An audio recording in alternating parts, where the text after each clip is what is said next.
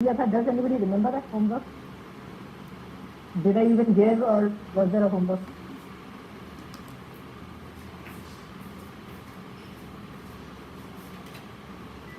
Yeah, I remember. You had told us to go Sharan में जाने का ना? Yeah, okay. So that's all I said, nothing else, right?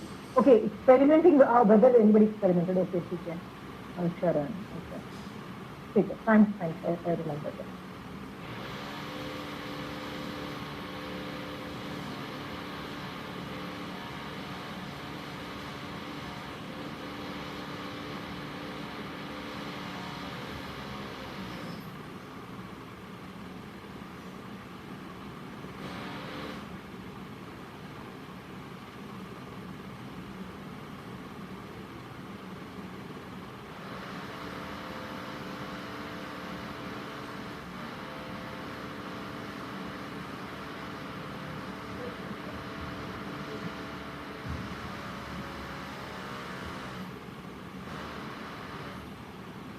Another thing which I wanted to ask you is, before the class starts, कि आप लोगों में से young generation वाले ज्यादातर है, बच्चे है ही नहीं इस क्लास में. बच्चे इन सेंस 15 साल या अराउंड 15 to 20 years वाले कोई है? Are there children below 20 years, or everybody are ladies who are मतलब 20 plus वाले लोग ही हैं इस क्लास में? यदि जो आदमी 20 के नीचे वाला एज है ना, प्लीज इनबॉक्स के अंदर इन्फॉर्मेशन दे देना. I check before I exit this class, inbox में कितने लोग 20 ईयर्स से कम उम्र के हैं. क्योंकि यदि वो नहीं है तो मैं उनकी एग्जाम्पल्स नहीं लूंगी, because theory remains the same, पर जो एप्लीकेशन में examples I will not quote for the people जो छोटे उम्र के बच्चे हैं, क्योंकि छोटे उम्र के बच्चों के एग्जाम्पल्स अलग हो जाते हैं और बड़े उम्र के लोगों के एग्जाम्पल्स डिफरेंट हो जाते हैं. हमारे प्रॉब्लम्स डिफरेंट है, बच्चों के प्रॉब्लम्स डिफरेंट है, और बूढ़ों के प्रॉब्लम्स अलग है. तो सबकी कैटेगरी के हिसाब से मैं दूं. मुझे अभी तक एज्यूम मैं करके चल रही हूँ कि मेरी क्लास में 20 से कम उम्र के भी लोग हैं और ज्यादातर लेडीज भी है. तो जस्ट इनबॉक्स यदि वो जो मैसेजेस वाला है ना, उसमें लिख दीजिए कि मतलब anybody less than 20. Yes, I am there. तो यदि 10 आंसर्स होंगे तो मुझे पता लग जाएगा कि 10 लोग 20 साल से कम के हैं, तो ही मैं उनके एग्जाम्पल्स दूंगी. नहीं तो मैं ज्यादा एग्जाम्पल्स बड़े लोगों को दूं, क्योंकि इतने सारे इश्यूज होते हैं, मैं कौन कौन से इशू को एड्रेस करूं. तो मैं सबके 2 बच्चों के कर रही हूँ, 2 बड़ों के कर रही हूँ, 2 यंग जनरेशन के कर रही हूँ. अदरवाइज आई कॉन्सेंट्रेट ऑन बड़ों के ही प्रॉब्लम्स. ओके, क्योंकि मुझे जितनी शक्ल दिख रही है ना, उनमें बच्चे बहुत है ही नहीं कोई, और सारे लोग यंग लोग लग रहे हैं. ओके, तो इनबॉक्स पे वो डाल के जरूर छोड़ दीजिएगा.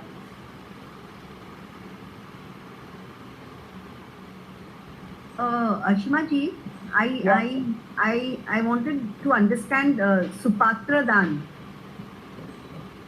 Okay, I took this topic. जब मैंने नमो लोई पर साधुनम करवाया था तो उसमें सुपात्र दान का बताया था कि साधु के लिए कैसे विनय किया जाता है. तो मैंने 10 तरीके बताए थे कि साधु के लिए कैसे विनय किया जाता था, राइट. तो मैंने सुपात्र दान का मैटर उस टॉपिक में लिया था. इससे मैसिव निर्जरा होती है. स्पीड ऑफ निर्जरा इज मैसिव, मतलब वेरी हाई प्रोपेंसिटी, राइट. तो ये टॉपिक मैं बोलती हूँ कि जब जैसे हम अपने बच्चों को प्यार करते हैं तो उनके खाने पीने का ध्यान रखते हैं ना अभी बारी, राइट.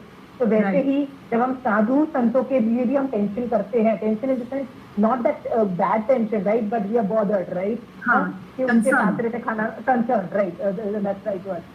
तो जो कंसर्न होता है, जैसे कोविड के टाइम में यू आर बॉदर्ड के यार उनको खाना कैसे मिलेगा जब बिल्डिंग भी लॉकडाउन हो गई है, तो उनको इंडिपेंडेंट जो नहीं जमीन वाले घर होते हैं उनमें से मिल सकता है, पर जो अपार्टमेंट वाले घर होते हैं उनमें से वो तो लॉकडाउन है. तो all thinking about that comes under part of सुपात्र दान, राइट. बारिश, सुबह उठे बारिश हो रही है तो लगेगा अरे सुबह से हमारा साथ को न खाना मिला न पानी मिला, most of the time, right, because बारिश हो रही है. दैट थॉट इटसेल्फ क्वालिफाइज सुपात्र दान. चंदन बाला was sitting on the दरवाजे के पास में और महावीर स्वामी भगवान की वेट कर रही थी, right. What was she doing? Think of that.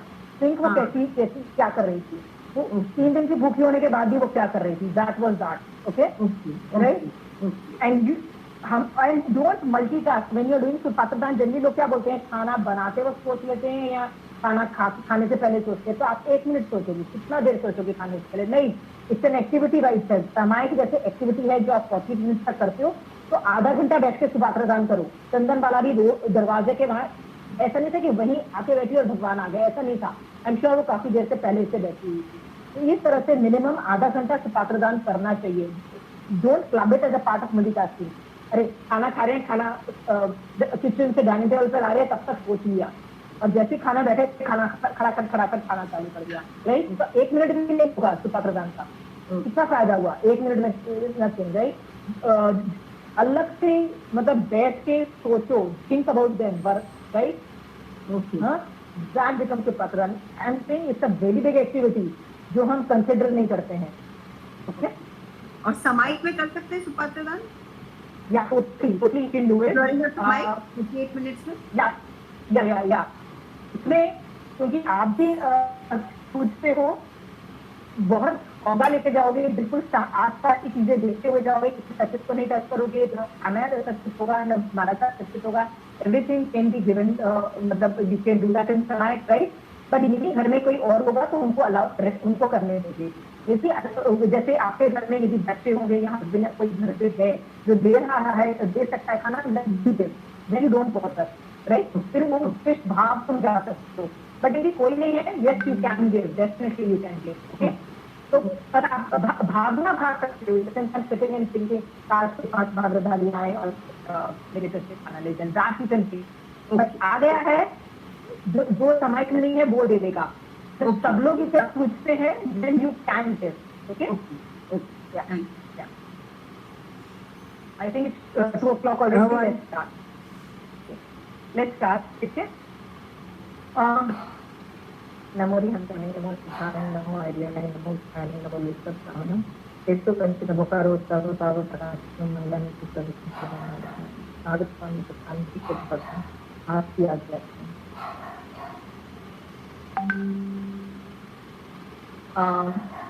पिछली बार आपको कहा गया था कि आप भगवान का शरणा लेना फॉर सेंडिंग यू टू मोक्ष, फॉर गेटिंग समथिंग दर्शन, और धर्म की एक्टिविटीज आपको बोला गया था शरण लेना। किसी ने भी एक्सपेरिमेंट किया कि नहीं अपनी लाइफ से करके लगा? एनीबडी? और ये किया, अनम्यूट करके बताइए कैसे किया और उससे क्या चेंजेस आए, just let us know that now. Anybody?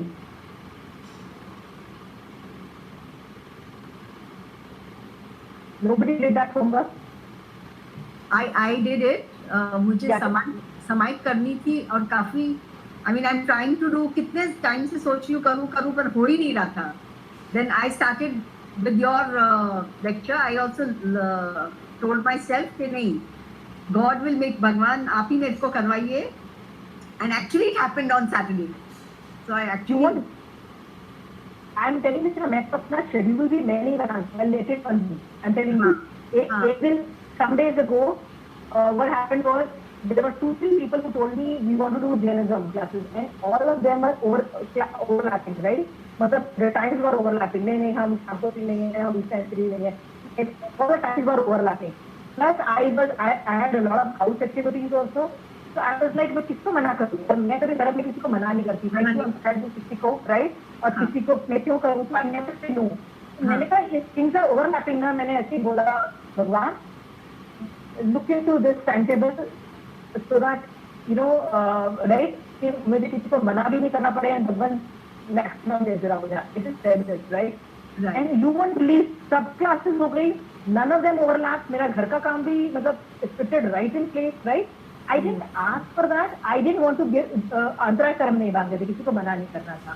उस दिन के बाद से मैं क्या सोचती हूँ, मैं सुबह उठते सार this is what I do, भगवान मुझे सम्यक दर्शन चाहिए, मुझे मोक्ष जाना है, मैक्सिमम आज धर्म करवा देना, कैसे करवाओगे आप, यू नो बेटर, राइट? मैं आपकी शरण देती हूँ, do it, right? He makes my time table. मान लीजिए मेरे घर में बहुत गेस्ट आ रहे हैं, मेरे घर में बहुत सारी इवेंट्स चल रहे हैं, एवरीथिंग, मैं यत्ना कर लूंगी, चाहे नहीं भी समय का टाइम मिलेगा।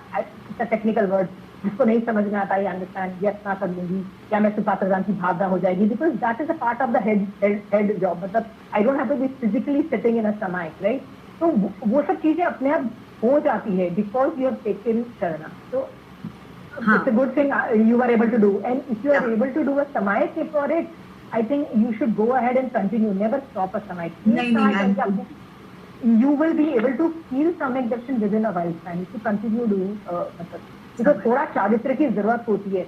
मैं हाँ. एक्सपेक्ट नहीं करती हूँ. मैं माई टारगेट था सम्यक दर्शन only, right. If you get सम्यक दर्शन I am super happy. Okay, कि मेरा मतलब like it's like passing marks, right. तो मैं 100 और 100 की एक्सपेक्टेशन नहीं रखती हूँ. मैं चाहती हूँ कि आपके 35 मार्क्स आ जाएं जिससे आप पास हो जाओ भैया एग्जाम में. This is how I am late last bencher, right. तो मैं ये चाहती हूँ कि आप मरने से पहले सम्यक दर्शन प्राप्त कर लो. That is all I want, right. In that case आपका ये मनुष्य भक्त यूज हो जाएगा. You will not fail. Okay, तो माई मिनिमम एक्सपेक्टेशन इज सम्यक दर्शन. इसके बाद यदि चारित्र भी आता है, it's like a bonus man. It's like more than what is expected. It's like वो आप रखो, that is your life, right. But सम्यक दर्शन को सस्टेन कर रखने के लिए थोड़ा सा चारित्र की जरूरत है. थोड़ा सा चारित्र. It's like keeping the window open of सम्यक दर्शन. मतलब सम्यक दर्शन हो भी जाए तो उसको सस्टेन करना बड़ा डिफिकल्ट है. उसके लिए यू नीड थोड़ा चारित्र. मैं बोलती चारित्र करते रहोगे ना, थोड़े कर्मों की निर्जरा होती जाएगी. इन सम्यक दर्शन साथ साथ में रहेगा. अदरवाइज आपका धर्म ही शट डाउन हो जाएगा. थोड़ा सा अंतराय कर्म उदय में आया, साता उदय में आया, धर्म ही बंद हो जाएगा. आपकी समाइक में भी the first thing you will compromise. जैसे अरे यार घर में कोई बीमार हो गया, समाइक बंद करो. आई मीन बिकॉज 10 प्रायोरिटीज में से समाइक is the last priority, right. तो दैट प्रायोरिटी विल मतलब वो होगी समाइक. That's what I'm saying. थोड़ा सा चारित्र की जरूरत है. Just keep the window open. Okay? So let's go ahead. हमने लास्ट क्लास में देखा था the science of विनय, कि जब हम विनय करते हैं हमारे ऊपर से उस चीज के बारे में ज्ञान उस चीज के अंदर ज्ञान को आवरण करने वाला जो कर्म है उसमें से रसघात होता है और स्थितिघात होता है, जिसकी वजह से उस फील्ड के जो सीक्रेट्स हैं, इन डेप्थ गहराई और ज्ञान मुझे समझ में आती है. बहुत गहराई, राइट. एग्जाम्पल के तौर पे 2 डॉक्टर हैं. एक डॉक्टर जो होता है उसी कॉलेज से पढ़ा, वही टीचर्स ने पढ़ाया, सब कुछ सेम है.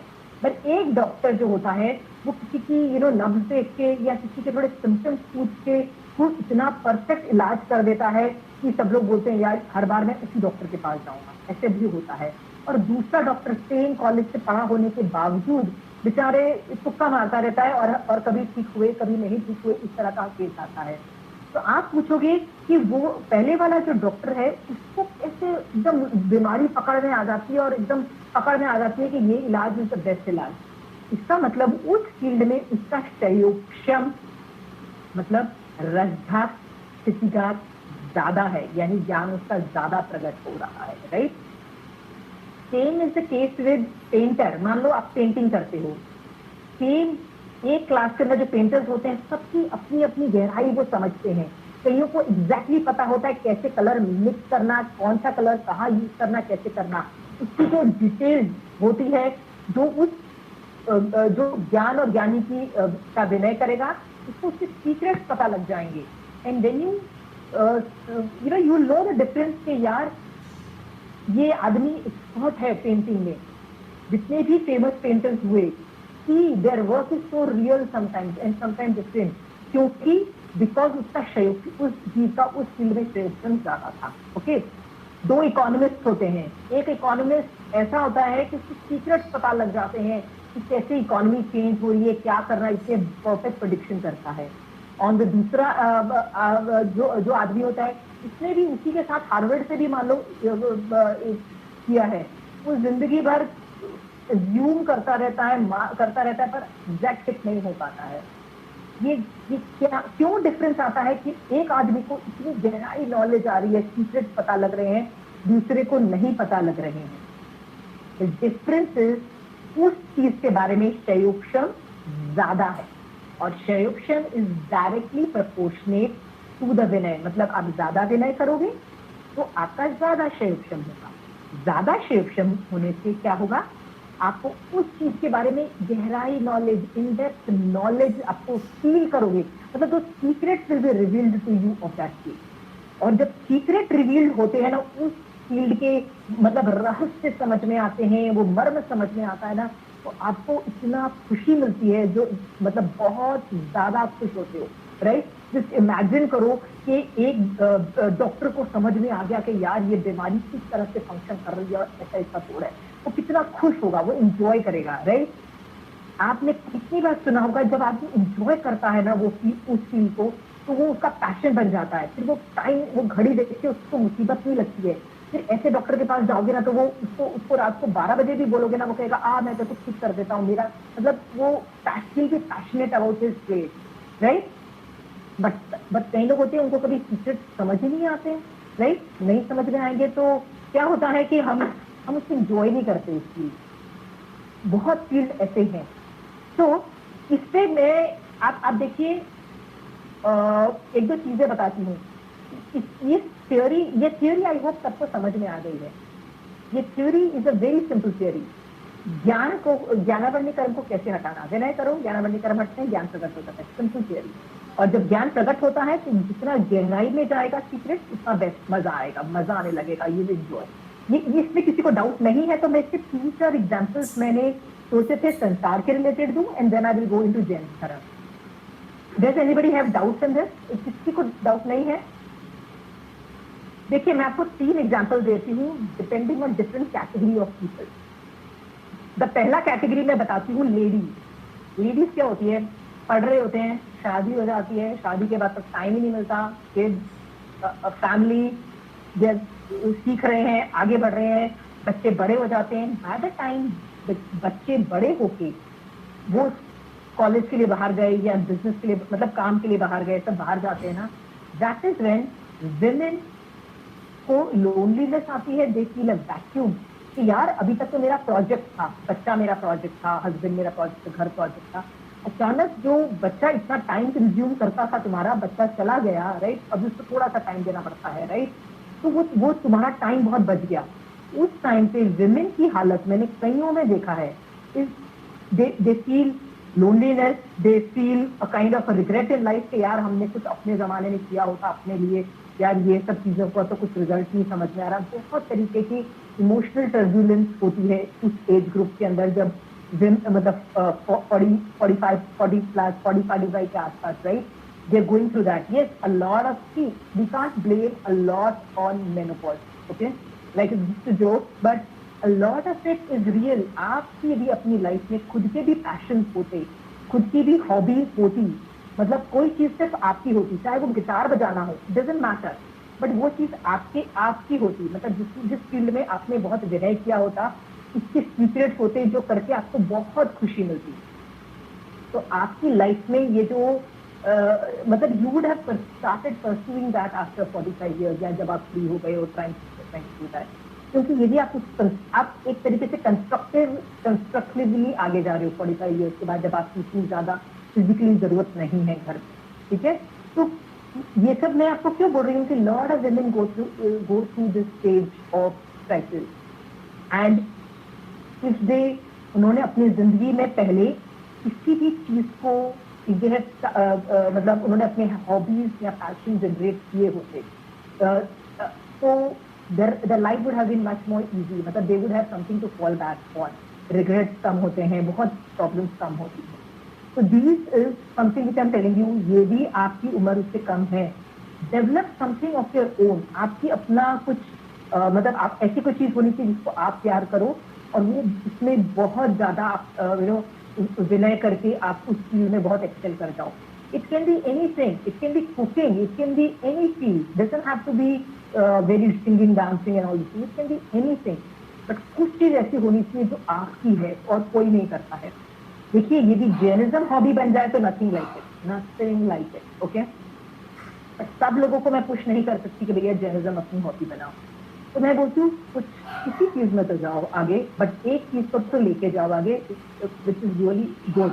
It will help you when you go through the turbulent time in your life, बहुत आराम से आप पास कर लोगे। This really helps a lot. Okay? दूसरा मैं आपको एग्जाम्पल देना बॉयज के रिलेटेड देती हूँ। जनरली जो बच्चे लड़के होते हैं 20 साल से 30 साल के जो बच्चे होते हैं, लड़के खासकर, जब उनका टाइम आता है कि वो अपने पापा का बिजनेस ज्वाइन करें, तो उनको कहा जाता है कि देखो तुम्हारे पापा इतने अच्छा बिजनेस चला रहे हैं, तुम अपने पापा के बिजनेस में आ जाओ। तो कई बार जो बच्चे होते हैं ना, पहले तो उनको inferiority complex, most of them की बात है, सबकी बात नहीं कर रही, मोस्ट ऑफ देम क्या करते हैं, पहले तो उनको इरिटेशन होती है कि पापा का एक तो बिजनेस इतना ऐसा है कि जिसमें मैं तो मास्टर्स पढ़ा हुआ हूँ, कहाँ से पढ़ा हुआ हूँ, ये पढ़ा हुआ हूँ, उसके बाद मैं ये काम करूंगा।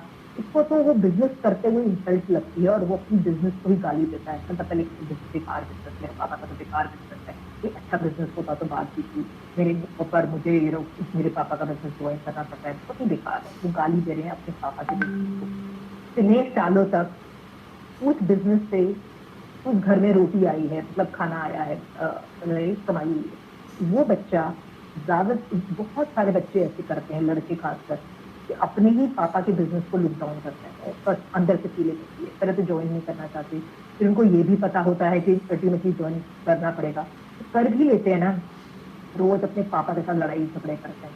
पापा तो आते ही है पापा को बिजनेस करना, राइट, गालियां दे जा रहे होते हैं, राइट, पापा को बिजनेस नहीं करना आता, उनको सेंस नहीं है कैसे मैनेज करना, उनको ये नहीं है, गलतियां ढूंढ ढूंढ के उनको बताते भी जाते, ठीक है।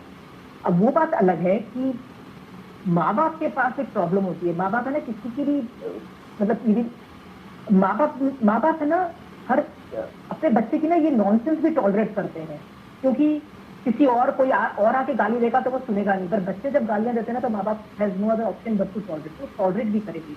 बट बच्चे को वो जो 20 से 30 साल का जो बच्चा है, जो बिजनेस में उसने अभी ज्वाइन किया है, राइट, वो अपने बाप को गाली दे रहा है कि पापा एक इतना घटिया बिजनेस, ऊपर से आपको कुछ आता नहीं है, देखो मैं बेटर कर सकता हूँ, सब दे ही जा रहा है, किसको गाली दे रहा है, वो एक बिजनेस की पूरे ट्रेड को गाली दे रहा है।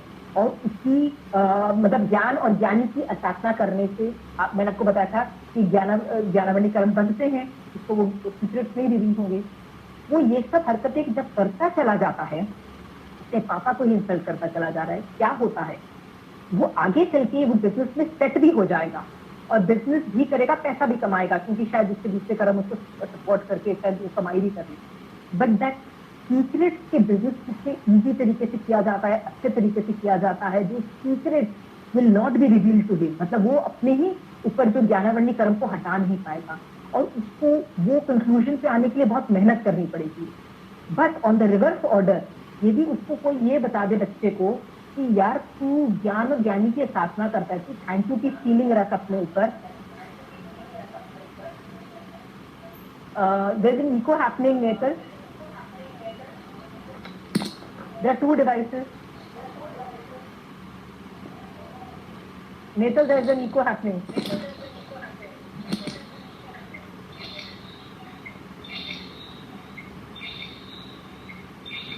I would request Chantalji to please mute yourself.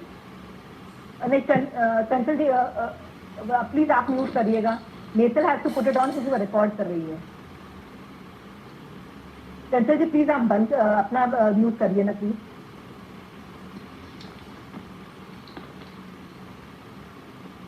Chanchal ji can you unmute yourself?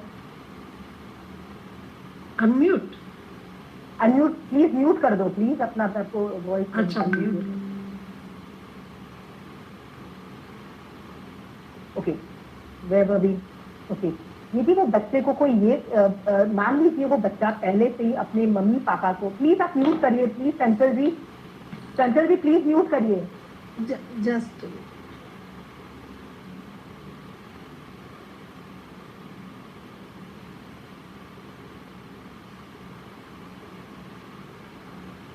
Okay, यदि कोई उस बच्चे को ये बता सकता कि बेटा तुमको ये फील्ड के अंदर रहना है, तुमको ये कमाई करनी है अपने पापा से, ठीक है, जज मत करो पापा को और अच्छे तरीके से उनसे सीखते रहो, गलतियां दिखती भी रही है तुम वो गलतियां मत करो और आगे बढ़ते रहो, यदि कोई उस बच्चे को बोल पाता। चंचल जी प्लीज म्यूट करिए अपना, प्लीज किसी के पास दिखाइए अपना मोबाइल और म्यूट करिए।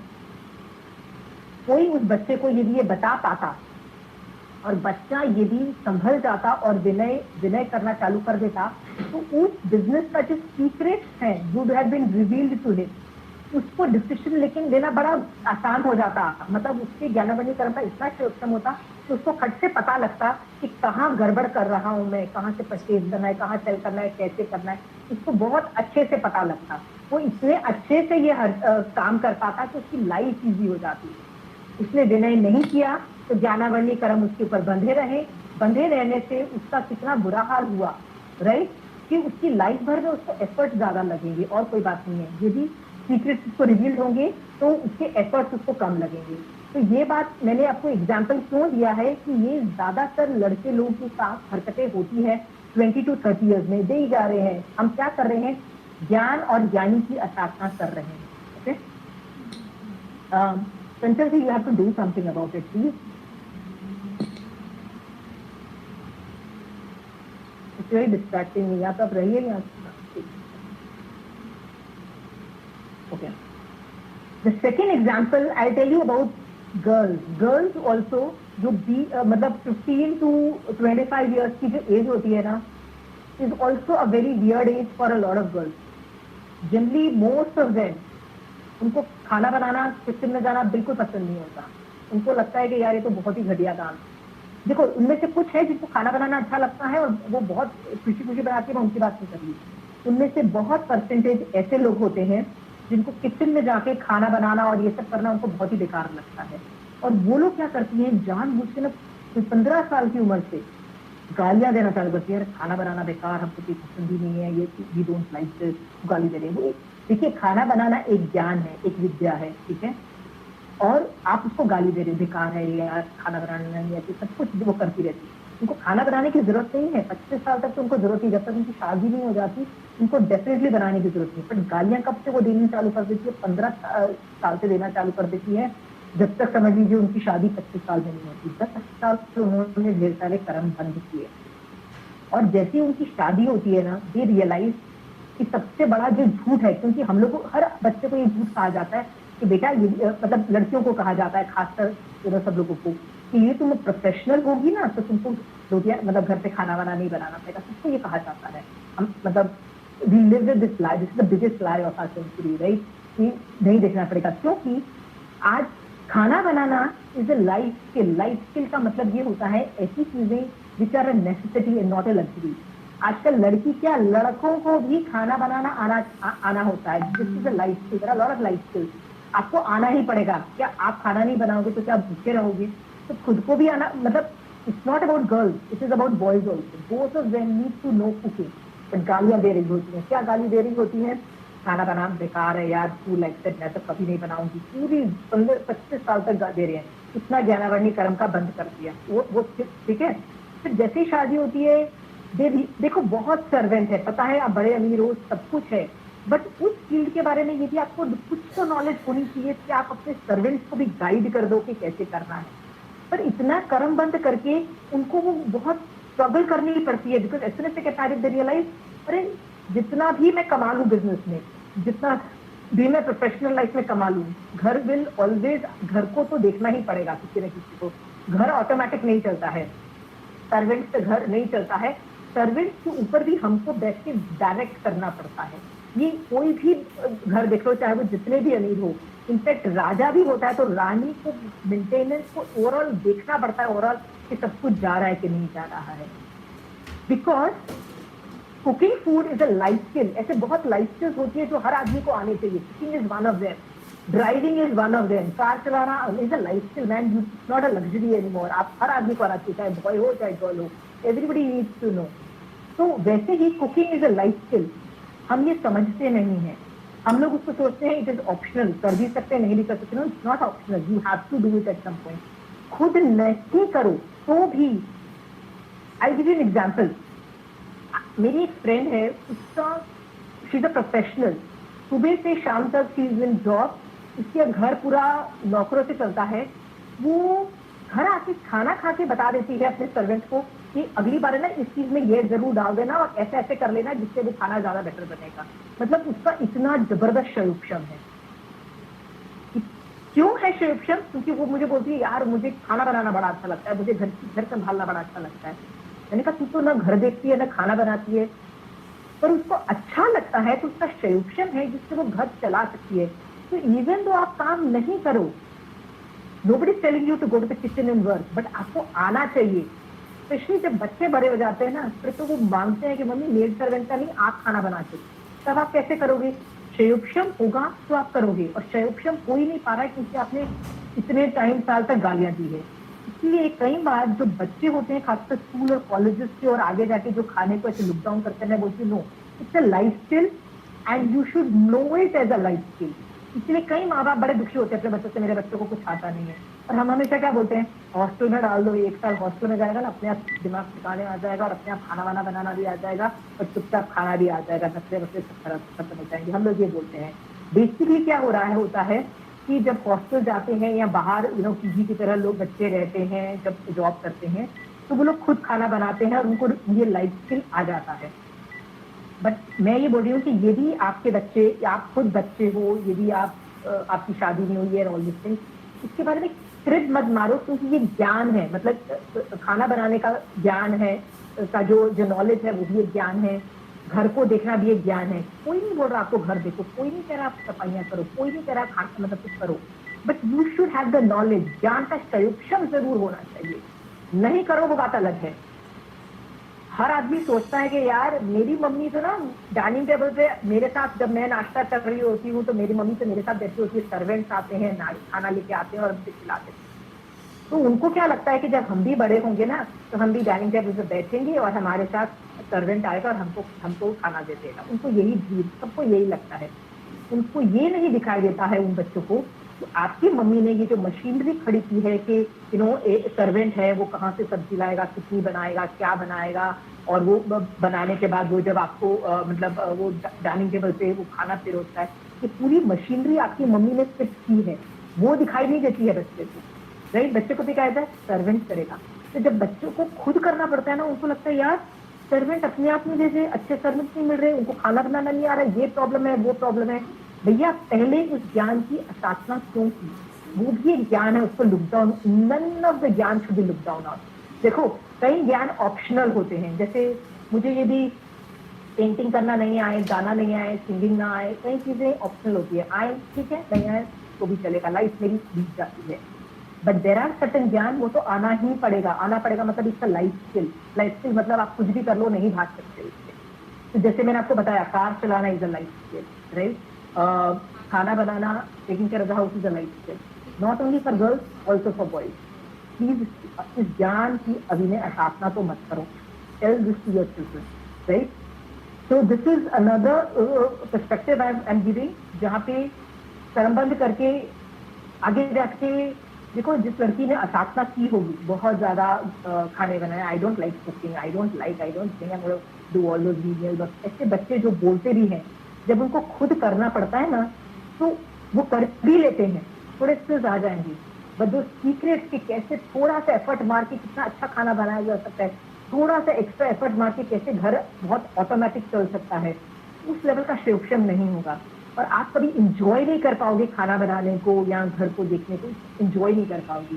If you want to enjoy in life, कभी भी कोई भी काम को छोटा मत समझो, घटिया मत समझो, इसको लुक डाउन मत करो, उसकी मतलब टेक्निकल भाषा में अभिनय स्थापना मत करो उस ज्ञान की, नहीं तो वो हमेशा बोझा बना रहेगा आपके लिए, आप उस चीज में इंजॉय नहीं कर पाओ। ठीक है, तो these are lot of areas of intervention जो आप इससे समझ सकते हो। नेक्स्ट, बिकॉज ये जैन धर्म की क्लास है, I am not going to talk on worldly problems के दुनिया में हर एज ग्रुप में क्या क्या प्रॉब्लम्स आते हैं। Okay, what I am going to talk about is Jainism में आप विनय कैसे करोगे, okay, and how can you progress further. तो एक चीज समझ लीजिए कि जब हम आपको तो आपने ये पूरे एक्सरसाइज से क्या सीखा कि यदि आपको किसी भी फील्ड में ग्रेट बनना है तो कैसे कैसे बना जा सकता है कि कोई भी चीज में आपको ग्रेट बनना है, मतलब आप चाहते हो कि वो फील्ड में आपको उसके मर्म, उसका रहस्य, उसके सीक्रेट पता लगे कि कैसे बेस्ट ऑफ बेस्ट किया जा सकता है। You start enjoying that field. आपको क्या करना है? आपको एक ही चीज करनी है, दैट इज विनय टू दैट ज्ञान, एंड उस फील्ड में जो ज्ञानी रहे हुए हैं उनका विनय करना है। आपको दो काम करने हैं, and secrets will be revealed to you, okay, and then you start enjoying that field.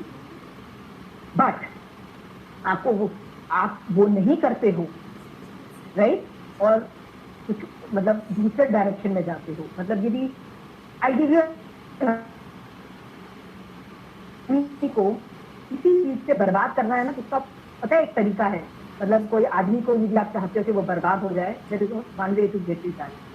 उस आदमी को उस चीज से तारीफ करना चालू करो, यार तू तो बड़ा अच्छा इस फील्ड में, बड़ा अच्छा यार तू तो उस फील्ड में। उसको धीरे धीरे लगने लगेगा हाँ यार आई am super great in that, और उसको अभिमान आ जाएगा। अभिमान जैसे जैसे आता है, ज्ञानावली कर्म आके बंधते चले जाते हैं, अगेन पूरे ज्ञान के लेयर आ जाते हैं, और ज्ञान जो प्रकट हुआ था वो भी खत्म हो जाता है, मतलब क्षेत्र भी खत्म हो जाता है। तो विनय से क्षम होता है, कर्म हटते हैं, और मान इज द रीजन, यदि मैं अभिमान करूंगी कर्म आए और मेरा ज्ञान को ब्लॉक कर देते हैं, मतलब ज्ञान को प्रकट हो देते हैं। तो विनय is in the positive direction, मान आपको रिवर्स डायरेक्शन में ले जाता है। प्लीज चेक, आप जिस फील्ड में ग्रेट हो, आप जो काम बहुत अच्छा कर रहे हो, उसमें मान तो नहीं आ रहा है, please cross check, okay. Because ये जैन क्लास है, मैं आपको ये बताना चाहती हूँ कि जैन धर्म के अंदर आप विनय कैसे कर सकते हो। तो ये स्टार्ट होने पे ना, पहले मैं आपको चीजें आपको बताना चाहती हूँ जिससे मेरे को बहुत मजा आता है। एक भजन है, आपने बहुत सारे भजन सुने होंगे, जय बोलो महावीर स्वामी की, यू नो वेरी नाइस भजन, जिसके अंदर कोई भगवान की स्तुति होती है। जैसे भक्तांबर ले लीजिए, जैसे पुच्छ सुनंग ले लो, लोगस ले लो, नकार मंत्र ले लो, नमुत्सुनंग ले लो, लोग इसको बहुत पुश करते हैं। आप ध्यान से देखो, ये सारी जो चीजें मैंने आपको बोली, लोगस प्रतिकम, ये पुच्छ सुनंग, भक्तांबर, इस सब में विनय ही है, एडजेक्टिव्स दिए गए हैं भगवान के लिए कि आप कितने ग्रेट। तो उससे आप यदि 1 घंटा भजन करते हो, मुझे किसी ने बोला था कि if you feeling very low, मतलब कषाय is on the really at its peak, बहुत क्रोध आ रहा है, मान माया लो, बहुत हाई लेवल पे हो, भजन बोलना चालू कर दो।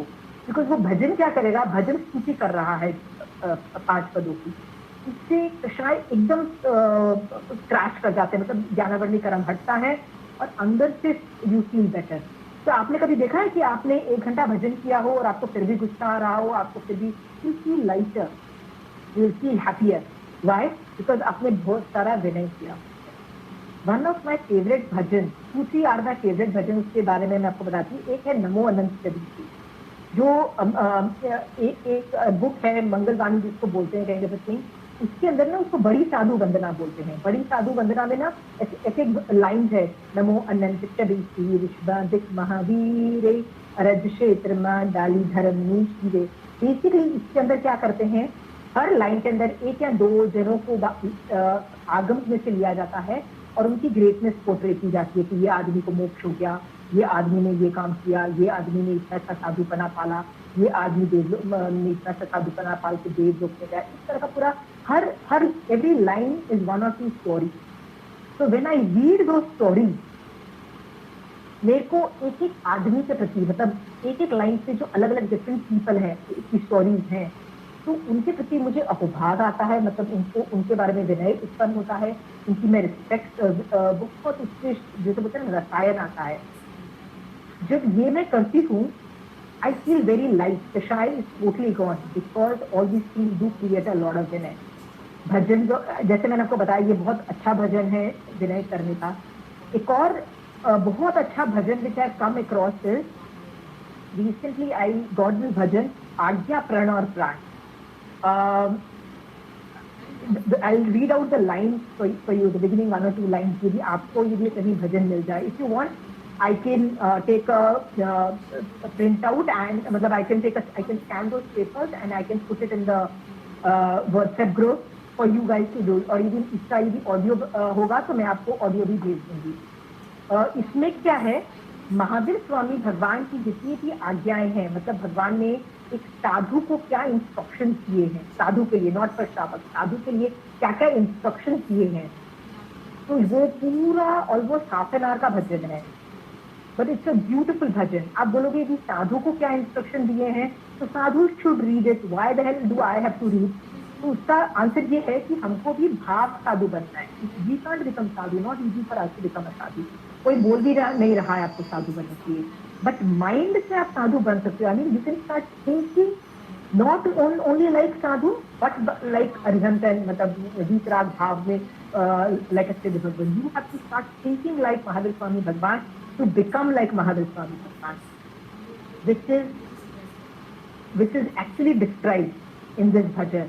इसके वर्डिंग्स ऐसे हैं, प्रार्थना सुनिए प्रभु शिक्षा कीजिए शुरू, दीजिए बोधि दान इससे मेरी आबरू, ये है मेरी आरज़ू, दीजिए मुझको ज्ञान. दिस इज अ ब्यूटीफुल भजन. इसके ना एक लाइन कीप्स ऑन रिपीटिंग, आज्ञा प्रण और प्राण, मतलब कीप्स ऑन रिपीटिंग का मतलब होता है आज्ञा, मतलब महावीर स्वामी भगवान की जो आज्ञा है वही मेरा प्रण है और वही मेरा प्राण है. इसलिए if I don't follow the आज्ञा ऑफ भगवान महावीर स्वामी भगवान, ना मैं भगवान की आज्ञा में हूँ और मेरे प्राण भी नहीं, मतलब प्राण मतलब जो मैंने प्रतिज्ञा ली थी वो भी नहीं है और प्राण की भी कोई वैल्यू नहीं है, no value. So beautiful line, आज्ञा प्रण और प्राण. Nice bhajan. I don't know whoever wrote it. It's a beautiful thing somebody has written. So let me try to send whatever. But आज आपको ये पता लग गया that Vinay can be generated through bhajan a lot. Kanchan aunty keeps saying, अपनी यदि class करते हो तो class should start with a bhajan. तो बच्चे और जो बड़े जो लोग होते हैं ना वो एक ऑलमोस्ट एक रिदम गुनगुनाते रहते हैं in the spare time also. So like online classes में I can't Singh bhajan, but इसलिए हम लोग जब बैठ के समाहित करके 2 या 3 समाहित की एक क्लास करते हैं हम लोग कभी भी, we always start and Kanchan aunty also start with the bhajan. Why? Because उस भजन बहुत ज्यादा इंड्यूस करता है विनय आपके अंदर. तो take help of bhajan to induce विनय. कुछ सुनंग तो है ही, यू ऑल नो हाउ, और कुछ सुनंग जिनकी. तो आई बिकॉज वो जो दूसरा भजन मैंने बोला है ना, नमो अनंत चरिती, वो तो बहुतों के पास होगा, बट ये जो प्रार्थना सुनिए प्रभु वाला जो है ना, जिसको आज्ञा स्टैंडर्ड भजन है, I try to send it in the word section. Okay, and use bhajan to create विनय, मोर एंड मोर विनय. हो सके तो सुबह उठ के भजन सुनो, भजन पुट इट ऑन. आपके पास ऑप्शन है, आप मूवीज के गाने भी सुन सकते हो, पर एक बार आप भजन करके तो देखो, यू फील सो लाइटर, तो मतलब गुस्सा ही नहीं आएगा, मतलब कशाई नहीं होगी. That great effect has. Okay, now what I am going to talk about is कि विनय से होता क्या है. There is a formula for विनय. विनय जब आपके अंदर जाता है तो ज्ञान ज्यादा प्रकट होता है.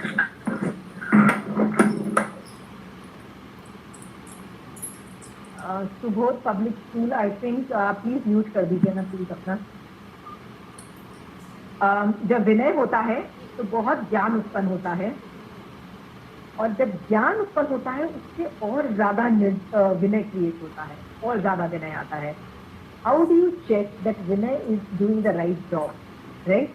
क्योंकि ज्ञान मतलब how do you know it is. जैसे मैंने कोई खाना खाया, तो यदि मेरा खाना डाइजेस्ट अच्छे से हो रहा है, मेरी बॉडी में मैक्सिमम न्यूट्रिशन एब्जॉर्ब होंगे, मेरा खून बनेगा और मैं बहुत स्ट्रॉन्ग होगा. बट यदि मैं खाना डाइजेस्ट नहीं कर पा रही हूँ तो क्या होगा, वही खाना मेरे को बीमारियां उत्पन्न करेगा, वॉमिटिंग, लूज मोशन, पेट दर्द, ये सब करवाएगा. तो खाना अच्छे से हजम होना इज वेरी इंपॉर्टेंट.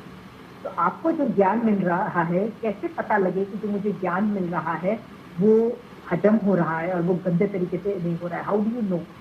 तो कहते हैं कि ये भी ज्ञान करने से वैराग्य उत्पन्न होता है और विनय उत्पन्न होता है, तो ज्ञान हजम हो रहा है, मतलब it is a good thing, right? ज्ञान मिला इसको, तो वैराग्य उत्पन्न हुआ, तो विनय जनरेट हुआ, इट मीन्स ज्ञान is doing it's job. But याद रखना, यदि ज्ञान और विनय और वैराग्य उत्पन्न नहीं हो रहा है ना, तो आपको टेंशन करना चालू कर देना चाहिए अपने बारे में, क्योंकि यदि वो नहीं करेगा तो इसका मतलब ज्ञान डाइजेस्ट नहीं हो पा रहा है. इन दैट केस वो मान ला देगा. मान मतलब वो सुपर इंटेलिजेंट, इस तरह का एटीट्यूड ला देगा जो आपका ही बाजा बजाएगा, आपके ऊपर इतने कर्मबद्ध करवा देगा. तो you should be aware that Vinay and वैराग्य कैसे उत्पन्न होने चाहिए. जब जितना आपको ज्ञान मिले, विनय बढ़ना चाहिए, वैराग्य बढ़ना चाहिए. ऐसे लोग बहुत हाई लेवल पे पहुंच जाते हैं, पर जो ये नहीं करते और अभिमान करने लगते हैं, उनका आपने देखा है क्या हालत होती है। लुक अराउंड यू, जितने भी लोग कितने ज्ञानवान थे बट कितने हम्बल होते हैं। कई लोग बड़े अभिमानी भी होते हैं, बट कई लोग बहुत हम्बल होते हैं। आपने सुधा मूर्ति का नाम सुना होगा, आपने टाटा का नाम सुना होगा, super great in their own field, right? so humble. There was a president ना, one or two time पहले जो president था, he was a rocket scientist, getting his name. Abdul Kalam. Yeah. Abdul Kalam, right? I mean, what great intelligent guy, and look at his humility, यार. I mean, आप उसकी कभी भी आपने कोई बुक पढ़ी है ना, APJ अब्दुल कलाम, वो अपना उसको ना विक्रम साराभाई करके was basically the pioneer of space research in India after India got independence. अब जितनी भी अब्दुल कलाम की बुक्स पढ़ो, हर पेज में विक्रम साराभाई का नाम, he did that, he made me, he's giving all his credit to him. He's such a, he's himself is like, मैं तो उसी को उसका ग्रेट समझती हूँ. And read any of his book, each page is about Vikram Sarabhai was so great, Vikram Sarabhai did this, Vikram Sarabhai did that, right? I mean, उसकी book पढ़ के मेरा मन किया कि यार विक्रम साराभाई के बारे में भी like I should start reading this. All Vinay, if you keep on giving Vinay, you will rise further. आपको लगता है यार ये एक पूरी दो क्लास विनय पे क्यों कर रही है, राइट? आई मीन समझ में आ गया विनय करना है, आगे बढ़ो यार, कोई महावीर स्वामी भगवान की बड़ी बड़ी थ्योरी बताओ. आपको एक चीज बताती हूँ, विनय sound very easy but most difficult thing to do. I can tell you that.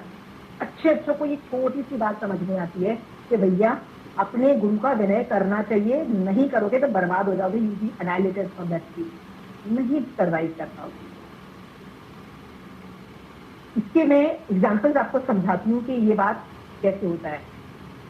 आप देखिए, आचार्य भगवत जब घोषित करते हैं कि मेरे मरने के बाद ये साधु आचार्य बनेगा, मतलब मेरी पोस्ट पे आएगा और आचार्य बनेगा, 10 और साधु के दिमाग में आता है, why that sadhu, I don't think so he fit to be acharya, मुझे आचार्य बनना चाहिए था, राइट? मतलब 10 लोगों के दिमाग में क्या आ रहा है? अविनय के भाव आ रहे हैं. उन 10 साधुओं के अंदर 32 आगमों का ज्ञान है. They are super intelligent people. I mean क्या नहीं आता होगा उनको 32 आगमों में, सारे ठोकरे आते होंगे, सारे सब कुछ आता होगा, पर उनको बेसिक सी चीज समझ में नहीं आई कि भैया मेरे को अपने गुरु का विनय करना है. गुरु ने बोला है कि मेरे मरने के बाद ये आदमी आचार्य बनेगा. ये छोटी सी बात समझ में नहीं आई है कि भैया मैं गुरु को चैलेंज नहीं कर सकता, उसको सुपरसीड नहीं कर सकता. बट उनके मन में क्या आता है? My Guru did make a right decision. You know, मुझे लगता है उसने जो आचार्य की घोषणा की वो अच्छी नहीं थी, उसको मेरे को आचार्य बनाना चाहिए था. I doubt thing. आप अपने गुरु का क्या कर रहे हो? अभिनय कर रहे हो. वो साधु छोटा साधु नहीं है, 32 आगमों का जानकार है, कितना ग्रेट रहा होता है, पर उनको भी ये दिखाई नहीं देता कि भैया मैं अभिनय कर रहा हूँ. अभिनय sound very easy, very difficult to feel it, very difficult to feel it. ये मैं आपको इसलिए बोल रही हूँ, जब आप खुद प्रैक्टिस करना चालू करोगे ना, आपको रियलाइज होगा इट इज सो डिफिकल्ट. मैं खुद भी एडमिट करती हूँ कि विनय का एक ग्रेडेशन में लेवल होता है कि I have to keep on increasing my विनय. हम लोग महाराज के पास जाते हैं, तो जब भी महाराज मुझे जब वापिस जाते हैं महाराज से, हम कुछ न कुछ पचकान लेते हैं, तो हाथ जोड़ते बोलते हैं महाराज कुछ पचकान दे दीजिए. तो महाराज जनरली पूछते हैं कि हम ये दे दें, मतलब तो हम अपना दिमाग लगाते हैं, नो महाराज ये भूखे रहने की बातें मत करो, यू नो एकाश में और ये सब आयंदल मत दो, हमको स्वाध्याय दे दो, हमको यू नो समय से दे दो, हमको पाठ दे दो, यू नो ये सब चीजें दो. भूखे रहने वाले ना, this is how everybody has different priorities. जो आदमी तपस्या कर सकता है वो बोलता होगा यार ये मत दो, ये दो. मतलब we are using our head constantly. मैंने एक बार सोचा कि इस बार मैं अपना दिमाग नहीं लगाऊंगी. तो once I was going to an acharya भगवान से पहले से सोच लिया था कि इस बार मैं जाऊंगी, उनके पास हाथ जोड़ूंगी और उनको बोलूंगी आपने जो 55 देना है दे दो. और ऐसा ही हुआ. उन्होंने मुझे पूछा क्या 55 दूं.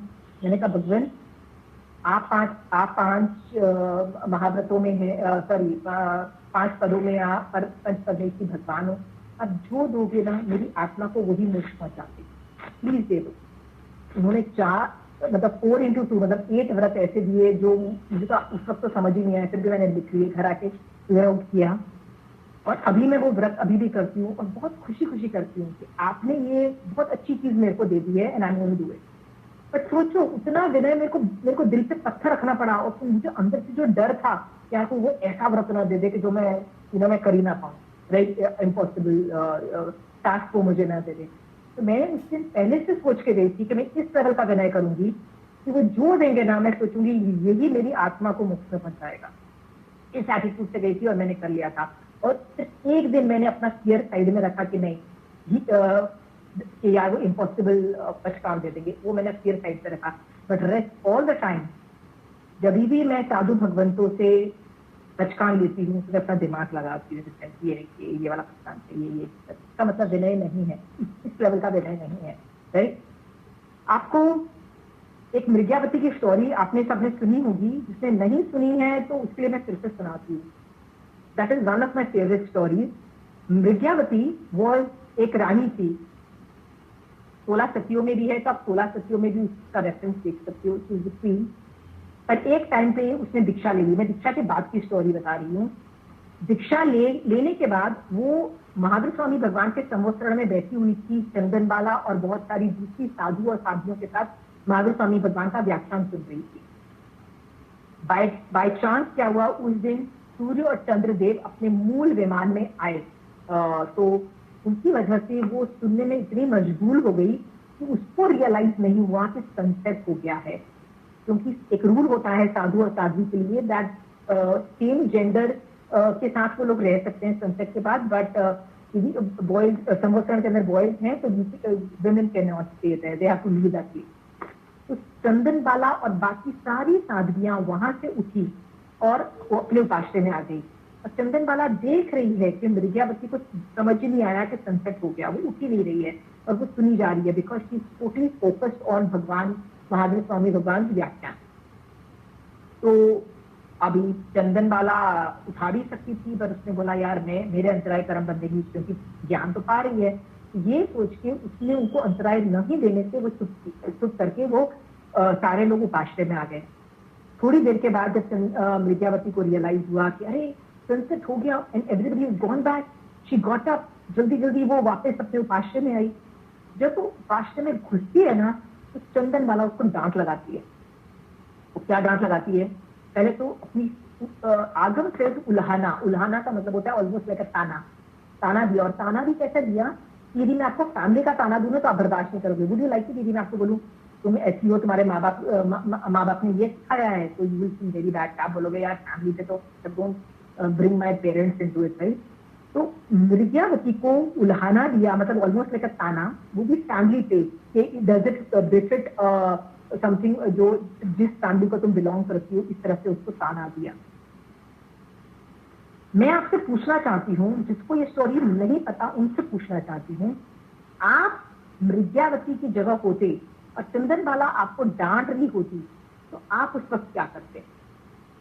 First thing that you should not know the story. आपको स्टोरी पता है तो प्लीज मत। आप मैं ना कई बार सोचती हूँ कि यदि मैं होती उस जगह तो क्या करती। सी आई नो उन्होंने क्या किया, वो उनके पैरों में पड़ गई और उन्होंने क्या बोला, गलती से भी मेरे से कैसे गलती हो गई, गलती से भी मैं महावीर स्वामी भगवान की आज्ञा के बाहर कैसे चली गई। मतलब भगवान की आज्ञा है ना कि सनसेट के बाद you can not stay with everybody, right. गलती से भी भगवान की आज्ञा के बाहर कैसे चली गई, हे गुरनी मुझे माफ कर दो। And she is crying, she is tears in her eyes, पैरों में गिरी हुई है, रो रही है, बोल रही है मुझे माफ कर दो। She is doing that. आपको पता है मृग्यावती को उस वक्त केवल ज्ञान उत्पन्न हो जाता है। That's an advanced level of निर्जना। आप सोचो किस लेवल का विनय है कि गुरनी ने डांट लगाई, कर दिया। आपको पता है यदि मेरे से कोई पूछता, यदि मृग्यावती की जगह मैं होती तो क्या बोलती? मैं कई बार ये सोचती हूँ कि Ashi are you still thinking like Mrigavati और you are not there yet. मैं लिटरली उनको बोलती listen to my side of the story. First, I was not having an affair outside, okay? I was listening there. I was sitting there. भूल गए यार, गलती से गलती हो गई, इतना सुनाने की क्या जरूरत है? This is exactly how our attitude is to our guru. यार गलती से हो गई यार, इतना कूदने की, इतना खड़ी खोटी सुनाने की क्या जरूरत है यार? होती रहती है गलतियां, राइट? और हम ये भी बोलते, हम तो गुरु को भी इल्जाम लगा देते कि भैया you are not good enough. हम लोग ये भी बोल देते हैं कई बार कि by the way you were also there.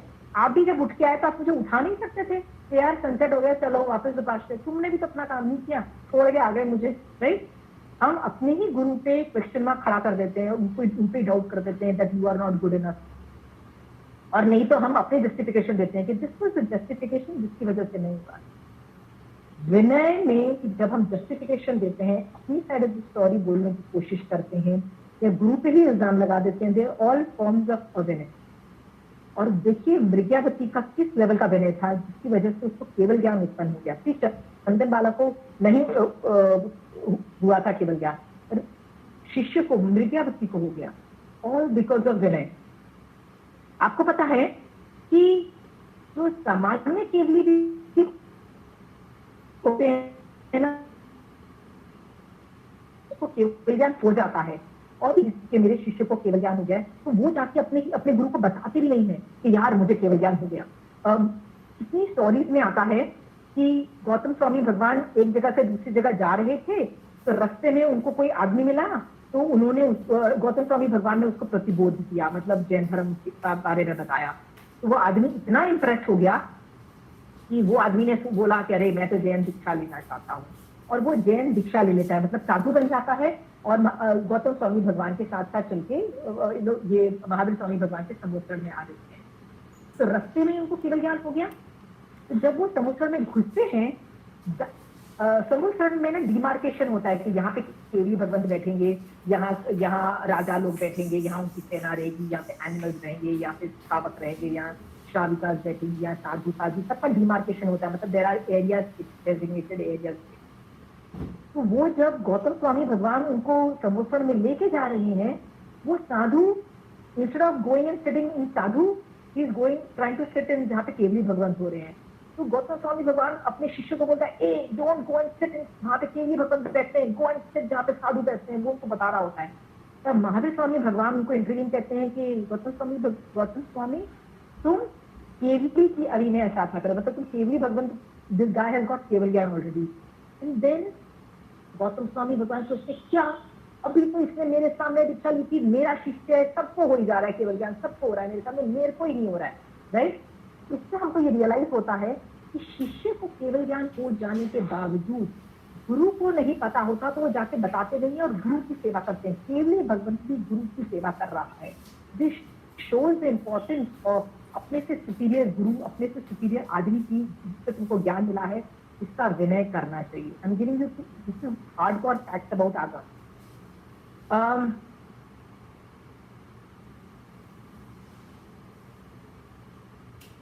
Okay, कई लोग, मैं कई बार सोचती हूँ कि फ्यूचर में मैं भी तो ऐसे लोगों में से बन सकती हूँ कि अपने ही गुरु की साधना करूँ.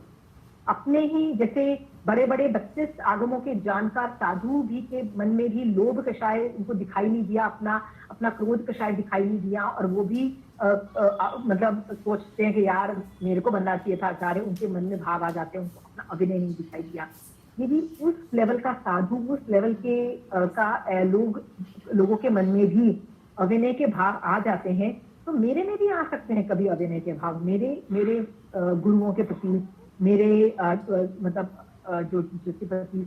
व्हाट कैन आई डू कि मेरे को उनके प्रति अभिनय भाव नहीं आए और मैं कभी भी उनका अभिनय गलती से भी न करूं. How do I ensure that? मैंने कितनी बार इस बारे में सोचा और मैं हमेशा, मेरे को इसका एक ही सोल्यूशन दिखाई दिया कि अपने गुरु को गुरु मत समझो. अपने गुरु, पहले तो बहुत टाइम लगाओ गुरु ढूंढने में, but take your time, no hurry, क्योंकि you have to have a good guru. गुरु जब मिल जाता है उसके बाद उसको गुरु मत समझो, उसको भगवान समझो.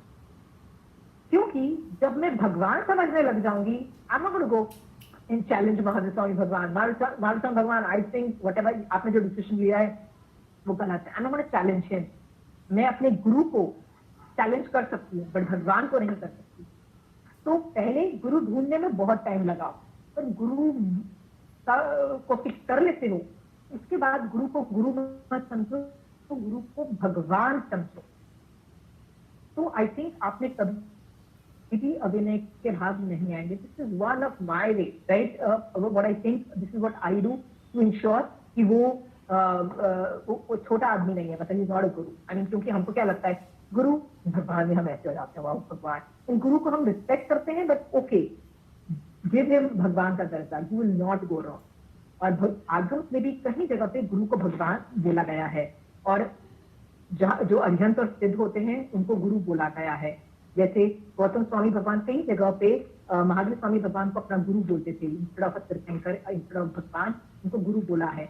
तो अरिहंत एंड सिद्ध can also be called a guru, and acharya, upadhyaya, sadhu can also be called भगवान। इंटरवेंट कर दोगे तो प्रॉब्लम नहीं है।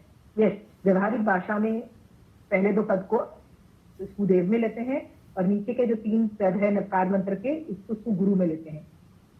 बट गुरु बनाने के बाद ना उनको पांचों को भगवान में डाल दो, पंच परमेश की समझो, 5 भगवान है, right. This will minimise your awareness towards them. Okay okay, यहां तक जो मैंने आपको बताया वो आपको विनय की इंपॉर्टेंस बताई। आज मैं आपको अभी आधे घंटे में क्या बताने वाली हूँ कि जैन धर्म बेसिकली 5 चीजें करता है, जिसको धर्म ध्यान के 5 पाए बोलते हैं। में ये 5 कंपोनेंट है, उसमें कैसे बेस्ट धर्म ध्यान करना, वो मैं आपको उससे जस्ट एक आइडिया दे रही हूँ। 5 पाए क्या है? वाचना, पूछना, परिवर्तना, अनुप्रेक्षा और धर्म करना। ये 5, इसको धर्म ध्यान के 5 पाए भी बोलते हैं। इसको मतलब धर्म की आप कोई भी एक्टिविटी करते हो, इन 5 में कहीं भी वो फिट हो जाती है। These are the main 5। तो मैं एक एक लेती हूँ और उसके अंदर कैसे आप विनय उत्कृष्ट लेवल पे कर सको, वो मैं आपको बताने की कोशिश कर रही हूँ। विनय का कंपोनेंट बता रही हूँ, दूसरे कंपोनेंट नहीं बता रही हूँ। पहला है वाचना। व्हाट इज वाचना? पहली बार जब ज्ञान मिलता है भगवान का, उसको वाचना बोलते हैं। तो वो सूत्र रूप में, जैसे आप बोलो कि दशविकालिक सूत्र के पहले 4 अध्ययन का मेरे को सूत्र रूप में मेरे को अक्षर दे दीजिए, दैट क्वालिफाइज वाचना। बट वाचना ये सूत्र रूप में हुआ, अर्थ रूप में भी हो सकता है। कैसे? आप जब उपाश्रय जाते हो और महाराज साहब आपको व्याख्यान देते हैं, दैट इज अर्थ रूप में भगवान की ही वाणी है, वो कोई स्पेशल चीज नहीं बोलते हैं। आप जो 25 बोल सीखते हो, 9 तत्व सीखते हो, किसी की क्लासेस करते हो, वो यदि आप पहली बार ज्ञान कर रहे हो तो वो भी वाचना ही है। फर्स्ट टाइम जब ज्ञान मिलता है भगवान का, उसको वाचना बोलते हैं। मैं भी जो आपको पढ़ा रही हूँ, यदि आप में से जितने लोगों पहली बार ये सब जैन धर्म समझ रहे हो, तो आपके लिए ये वाचना है। फर्स्ट टाइम इज वाचना। Are you clear? तो ये कैसे लिया जाता है, इस कंपोनेंट वाचना समझ में आ गया। अब इसके अंदर मैक्सिमम विनय कैसे किया जा सकता है, मैं आपको आगम से में जो विधि बताई हुई है, मैं आपको वो बता रही हूँ विनय कैसे किया जाता है। महाराज साहब ने बताया था कि जब आप हमारे पास आओ कोई अक्षर लेने के लिए, जैसे मैं महाराज साहब के पास गई कि महाराज साहब मुझे नमी पवज्जा के कुछ जो सूत्र रूप में मतलब अक्षर है वो मुझे दीजिए, राइट। इसका मतलब वो मुझे बोल के कर दे दीजिए, फिर मैं घर में जाके उसको कन्फेस करूंगी, तो मैं उनके पास लेना चाहती हूँ। तो महाराज साहब ये नहीं बोलते हैं अच्छा लाओ मैं पढ़ता हूँ और मेरे पीछे रिपीट करो, this is not what you do. पता है वो मुझे क्या, उन्होंने मुझे बोला तुम एक कोने में जाके बैठो और बहुत सारा तो के पास से महावीर स्वामी भगवान, गुरुओं की विनय, मतलब बहुत सारा अध्ययन से 5 पदों की विनय करो और फिर बोलो कि भगवान महावीर स्वामी भगवान, आपका ज्ञान मेरे में आज कितना पर्कुलेट हो रहा है। पहले सुधर्मा स्वामी को मिला, मतलब आपके मुख से जो हीरे मोती निकले हैं वाणी के रूप में, वो सुधर्मा स्वामी, जम्बू स्वामी, प्रभा स्वामी, इस तरह से बहुत सारे आचार्य भगवंत, बहुत सारे उपाध्याय भगवंत, बहुत सारे साधु भगवंतों को पार करते हुए आज मेरे कानों में जाने वाले हैं पहली बार। आज का दिन कितना ग्रेट है, आज का मतलब ये इतनी बड़ा मेरा पुण्य का दिन है कि मेरे को ये सुनने को मिल रहा है आपकी मुख से निकली हुई वाणी। This is nothing less than हीरा मोती डायमंड। आप सोचो कि वो भगवान के मुख से निकले हुए डायमंड हैं। सोचो यदि कोई आपको डायमंड देता, कितने खुश हो जाओगे, राइट? उस लेवल की खुशी व्यक्त करो कि आज मुझे डायमंड मिलने वाले हैं, मुझे हीरे मिलने वाले हैं। हाँ, तो इस तरह की उत्कृष्ट खुशी दिखाओ और थैंक यू दो भगवान महावीर स्वामी भगवान को, ये डायमंड बहुत वैल्यूबल है, आज मुझे मिले। It's a great opportunity. इस तरह से 10-15 मिनट अहोभाग से भर जाओ। अहोभाग मतलब happiness and visualising the greatness of that शुद्ध ज्ञान। उसको वाव बोलो। वाव मतलब लाइक टू गुड ज्ञान, टू गुड यू नो, ये जो चीज हो रही है बहुत अच्छा हो रहा है, इस तरह की उत्कृष्ट रसायन बोलते हैं। रसायन मतलब फीलिंग्स लाओ। ये करने के बाद अपने गुरु के पास जाओ और उनको बहुत वंदन नमस्कार करके बोलो आप अक्षर दीजिए। फिर जो जो अक्षर वो देते हैं, वो जो बोलते हैं उनको रिपीट करो। डो नॉट शो एनी जल्दबाजी। अरे जल्दी करिए ना, मुझे घर जाना है, अरे प्लीज मेरे पास 5 मिनट है, नो नो हरी। आराम से होने दो। डायमंड हीरे मिल रहे हैं भैया तुमको, आराम से लो। एक एक वर्ड धीरे धीरे उच्चारण करके लो। जब वो मिल जाता है, पहले जिन्होंने दिया है उनको बहुत बहुत वंदन नमस्कार करके थैंक यू की फीलिंग लाके उनको थैंक यू दो और वाउ की फीलिंग लाओ। फिर अलग से वहां से उठ के थोड़ा साइड में जाके फिर 10-15 मिनट के लिए सोचो कि मेरे को वो डायमंड हीरे मोती जो महावीर स्वामी भगवान के मुख से निकले थे, आज मेरे को मिले हैं अभी, और मेरी आत्मा में अभी चले गए हैं, और वो मेरी आत्मा में गए हैं और मेरी आत्मा को वो चेंज कर देंगे। इसके अंदर वो सम्यक जगा देंगे, मेरी आत्मा को मोक्ष पहुंचा देंगे। ये कैपेसिटी उन वचनों में है। इस लेवल का बहुत थैंक यू, बहुत अहोभाग, बहुत उत्कृष्ट रसायन फॉर एवरीबडी, जिसने महावीर स्वामी भगवान से लेके पूरी जो मशीनरी लगी आप तक के ज्ञान पहुंचने में, उसमें किसी को एक को या सबको थैंक यू कर सकते हो, ज्ञान को थैंक यू कर सकते हो, वाओ की फीलिंग लाओ, गेट दैट। ओके, आप सोचो उत्तराध्यान सूत्र का यदि एक चैप्टर आपको लेने में, अक्षर लेने में आपको 10 मिनट लगे या 15 मिनट लगे, तो पहले 15 मिनट आपको विनय करना है, मिल जाने के बाद 15-20 मिनट पहले विनय करना है, मतलब 3-4 गुना ज्यादा आपको विनय करना है। ये प्रोसीजर आगम ने बताया है वाचना को लेने का। वाचना को लेने का ये प्रोसीजर बताया है। इसके बाद अनुप्रेक्षा का तो मैं बाद में बताऊंगी, ये तो सिर्फ वाचना लेने का विधि बताई है। आप देखिए, कई बार हर क्लास में मैं आपको बोलती हूँ, क्लास में आने से पहले प्लीज आप बैठ के क्या करो, वंदन नमस्कार करो भगवान महावीर स्वामी भगवान को। क्यों? क्योंकि उनका ज्ञान है, उनका तीर्थ है, आप उनके श्रावक हो। आप इतना विनय करोगे, आप बड़ा पात्र बनोगे। पात्र जितना बड़ा होगा उतनी ज्यादा आपको खीर मिलेगी ना, उतनी ज्यादा खीर मिलने वाली है।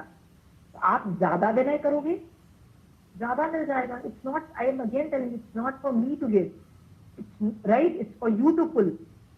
एंड भगवान महावीर स्वामी भगवान उतना ही दे सकते हैं तुमको जितना तुम विनय करोगे, डायरेक्टली प्रोपोर्शनेट। जितना ज्यादा विनय उतना ज्यादा तुमको मिलेगा। पात्र बनो अच्छे से। नंदी सूत्र में कितना ज्यादा pages is given importance to कैसे किस तरह के पात्र होते हैं। I mean I think 10% of the Agam is literally explaining श्रोता कैसे होते हैं और मतलब शिष्य कैसे होता है और गुरु कैसा होता है। इस तरह का मतलब कॉम्बिनेशन आपको बताए गए हैं।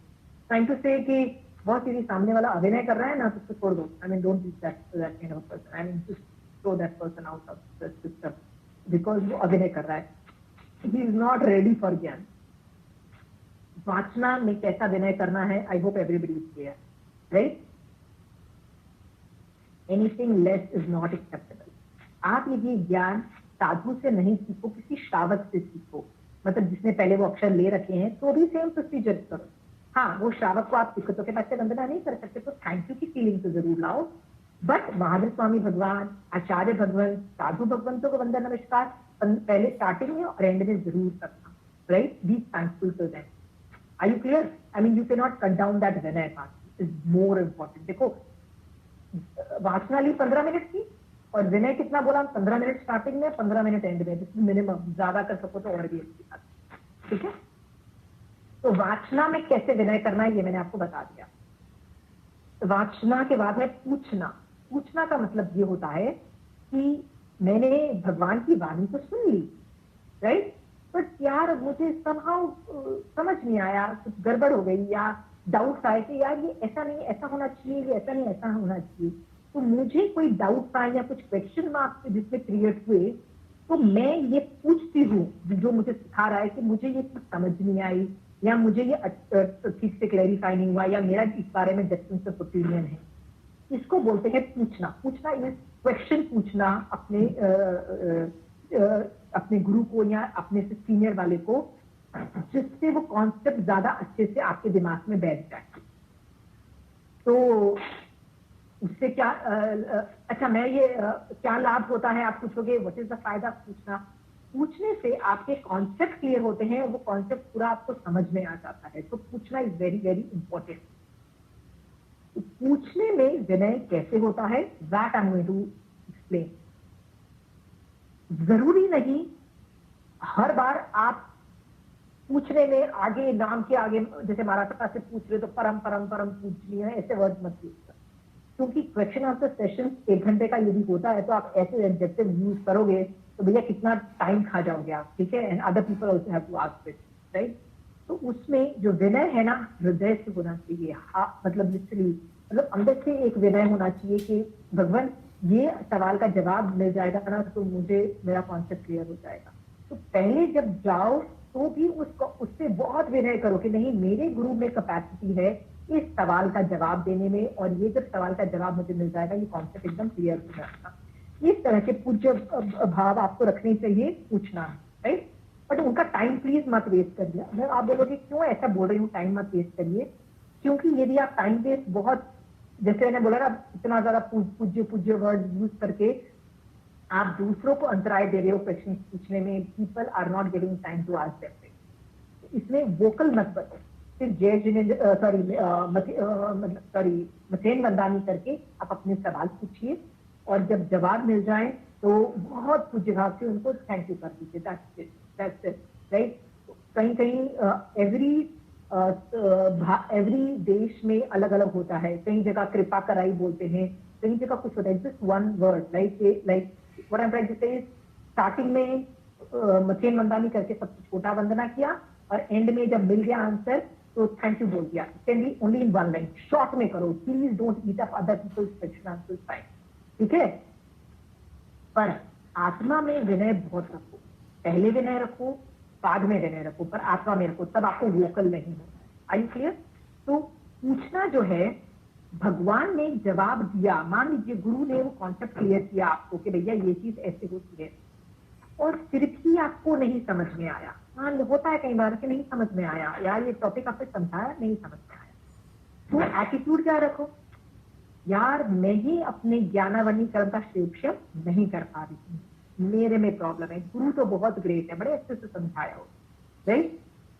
The problem is with me, right.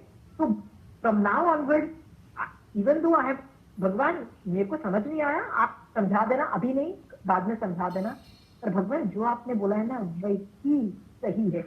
Mahavir Swami भगवान आप ही सही हो, गुरु भगवान आपने जो बोला वही सही है, राइट। मेरे को नहीं समझ में आई, समझ जाऊंगी at a matter of time, but whatever your decision, final decision, right. इसके लिए आगम में ऐसे बोलते हैं ना, स्वमेव निशंकम, मतलब आप जो बोल रहे हो वो संदेह रहित है, मतलब उसमें डाउट बिल्कुल नहीं है। जो आप बोल रहे हो I am accepting it. So what if I am unable to understand now?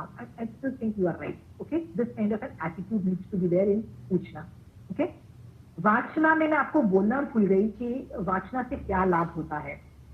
Okay, वाचना से लाभ क्या होने का मतलब ये होता है कि आप वाचना क्यों लेते हो, आप क्यों मेरी जैन धर्म की क्लासेस करके आप ये क्लास नहीं आप 10 और क्लासेस करते हो, आई एम श्योर महाराज के पास जाके आप उसका व्याख्यान क्यों सुनते हो, आगम क्यों पढ़ते हो, ये सब वाचना क्यों करते हो। तो वाचना से क्या लाभ होता है, तो वाचना करने से मैं तीर्थ में आ जाती हूँ। तीर्थ में आ जाती हूँ मतलब या तो साधुपना आ जाता है मेरे में, यानी साधु साध्वी बन जाती हूँ, या मेरे में श्रावकपना आ जाता है, यानी श्रावक और श्राविका में से मैं एक चीज बन जाती हूँ। If I am a boy I will become श्रावक, if I am a girl I will become श्राविका। इसका मतलब ये 4 तीर्थ का मुझे आलंबन मिलता है, मतलब 4 तीर्थ में से एक तीर्थ में मैं घुस जाती हूँ। साधु बनना इज बेस्ट, बट नेचुरल बस की नहीं है। तो व्हाट, मैं श्राविका बन के रहूंगी। तो वाचना करने से आप तीर्थ में आ जाते हो। तीर्थ में आ जाते हो मतलब you are a part of the श्रावक और a sadhu. Are you clear? अब बोलोगे how is that so great? आपको पता है जब आपको 10th फ्लोर में जाना होता है तो आप क्या करते हो, बिल्डिंग के लिफ्ट का बटन दबाते हो। लिफ्ट जब आ जाती है तो लिफ्ट के अंदर से खड़े हो जाते हो। 10 का बटन दबाते हो, लिफ्ट का काम होता है आपको 10th फ्लोर तक ले जाना। तो आपका क्या क्या क्या काम है? लिफ्ट के अंदर घुसना और लिफ्ट में 10 का बटन दबाना। ये 2 काम आपके होते हैं। आपका काम नहीं है कि 0 फ्लोर से 10th फ्लोर तक जाना, आपका काम नहीं है। क्यों? अरे यार लिफ्ट में क्या रफ्ती से चढ़ना चालू कर दोगे? Right, not possible, right? तो योर जॉब एंड, लिफ्ट के अंदर घुसना, बटन दबाना, आपका काम खत्म हो गया। 10th फ्लोर में आप अपने आप पहुंच जाओगे। वैसे ही जैनिज्म में all you have to ensure is कि आप तीर्थ में रहो। मतलब या तो साधु साध्वी बन के रहो, यानी साधु बन के रहो, या फिर श्रावक श्राविका बन के रहो। मतलब या तो यानी श्रावक वाले में रहो आप, जो कि आप में से कोई भी साधु तो है ही नहीं, but natural classes, online classes तो श्रावक ही करेंगे। तो आप सारे श्रावक, all you have to do is remain being a श्रावक। That's all you have to do. It is तीर्थ का job to take you to मोक्ष, not your job to go to मोक्ष। योर जॉब है, मेरा काम खत्म हो जाता है जब मैं श्रावक के 12 व्रत ग्रहण करती हूँ और श्रावक के रूल्स एंड रेगुलेशन फॉलो करती हूँ, भगवान की आज्ञा में फॉलो करती हूँ। मेरा काम खत्म हो जाता है। इसके बाद तीर्थ का काम है मेरे को मोक्ष पहुंचाना। This is the real meaning of वाचना। वाचना करने से तीर्थ का आलंबन मिलता है। मतलब मैं तीर्थ में घुस जाती हूँ, मैं तीर्थ, I become a part. Okay, nobody can make you a श्राविका, nobody can, you yourself can. Are you clear there? तो वाचना से क्या लाभ होता है ये देख लिया। पूछना से क्या लाभ होता है मैंने आपको बताया। इसलिए वाचना आपको चाहिए, you want to become a श्राविका, एंड बिकॉज श्राविका बन के आप मोक्ष में जाके स्थिर जाओगे। तो यू नीड वाचना, और उसमें विनय मैंने दिखा दिया। पूछना से आपको क्या होता है, डाउट क्लियर होते हैं। डाउट क्लियर होने से सम्यक दर्शन प्रकट होता है और भगवान का देखने का सही तरीका मिलता है, मतलब सम्यक दर्शन प्राप्त होता है। तो ये चीज पूछना मैं आपको बता दिया कैसे विनय किया जाता है। It is more internal and less vocal, less का। इसलिए देखिए लोग क्या बोलते हैं, क्वेश्चन पूछना है तो start asking question, give the answers. That is how it is done. वाचना, द थर्ड इज वाचना, पूछना, परिवर्तना। परिवर्तना थर्ड है परिवर्तना, थर्ड पाया। परिवर्तना का मतलब होता है रिपीट करना। रिपीट करना मतलब जो मैंने सीख लिया है, वाचना कर ली मतलब पहली बार मैंने सीख लिया है, इसको मैं वापस बार बार पढ़ती हूँ, तो बोलते हैं परिवर्तना। तो ये सूत्र का भी हो सकता है, जैसे हम लोग इससे बार बार पढ़ते हैं। कई लोग बोलते हैं कि हमने इतनी बार नमोच्छुनन किया, कई लोग रोज उच्चनन करते हैं, उच्चनन मतलब बार बार रिपीट करते हैं, रिपीट। तो रिपीटिंग, ये सूत्र को हम रिपीट कर रहे हैं।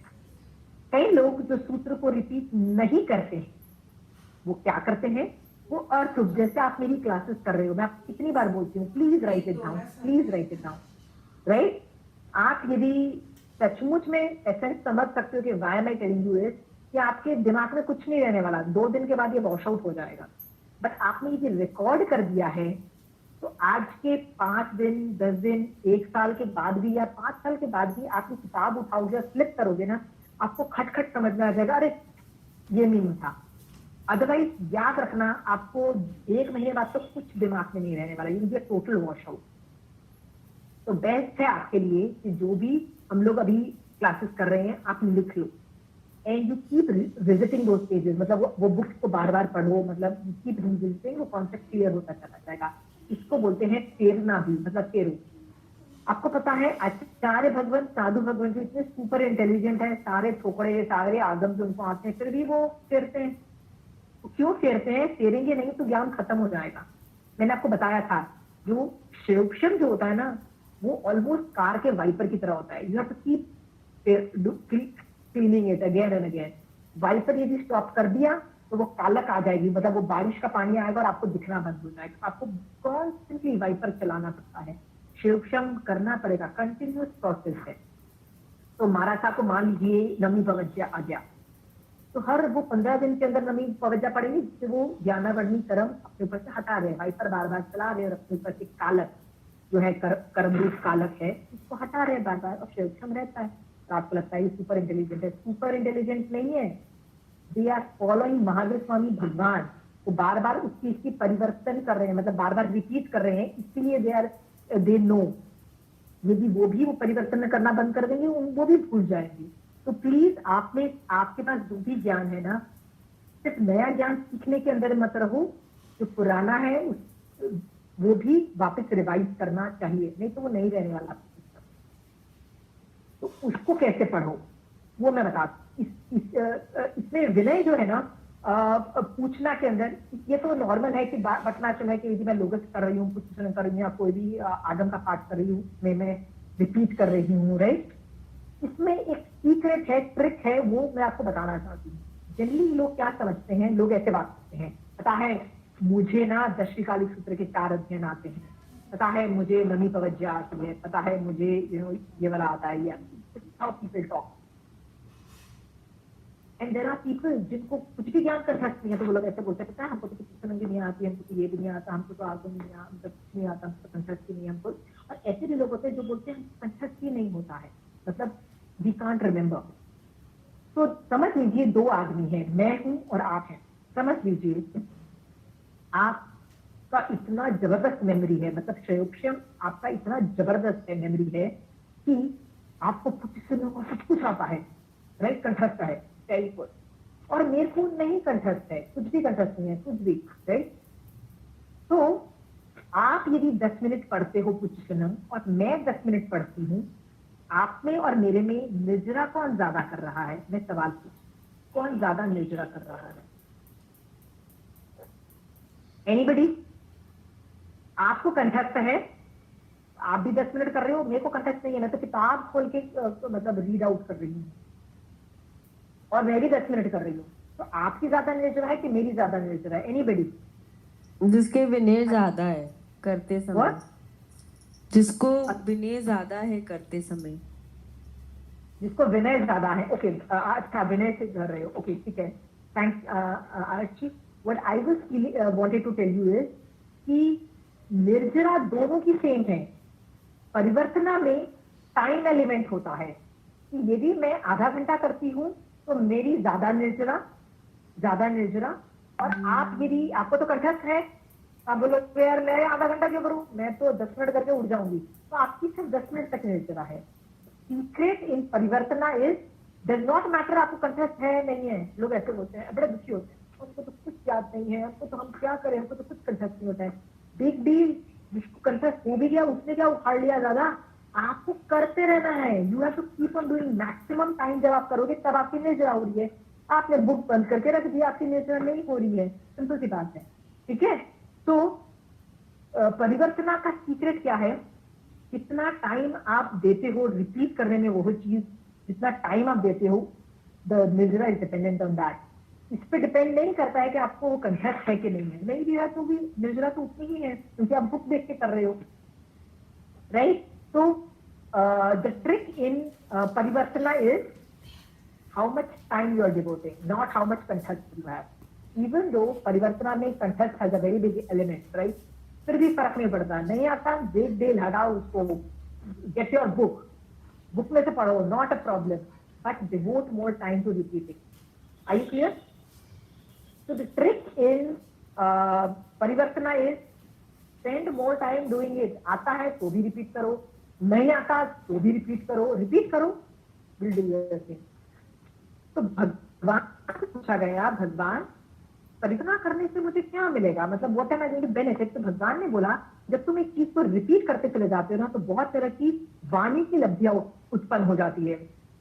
एक वर्ड सुन के तुमको पीछे का समझ में आ जाता है, कई बार बीच का समझ के पीछे का समझ में आ जाता है, कई बार एक वर्ड सुन के पूरा कॉन्सेप्ट समझ में आ जाता है। इस तरह के लब्धियां उत्पन्न हो जाती है, और ये जो लब्धीज हैं ये आपको इस भव और अगले भव के अंदर भी इसका शोषण रहता है, दिस इज वेरी गुड।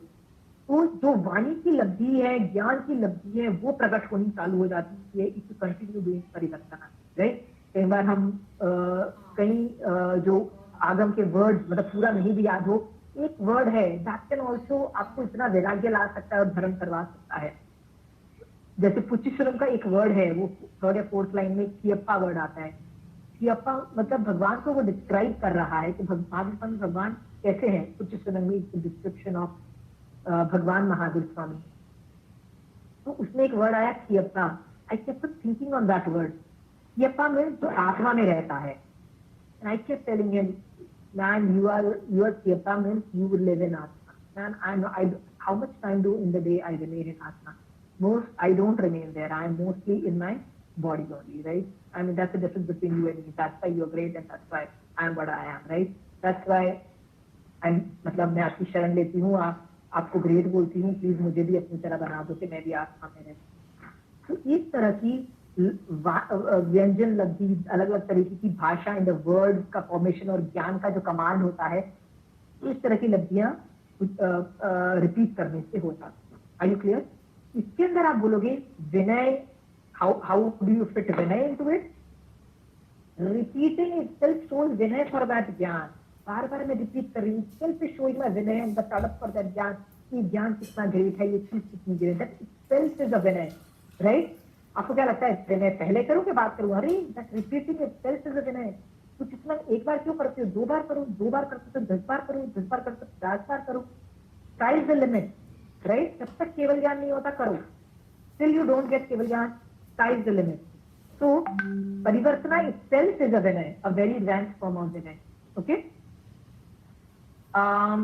3 हो गए।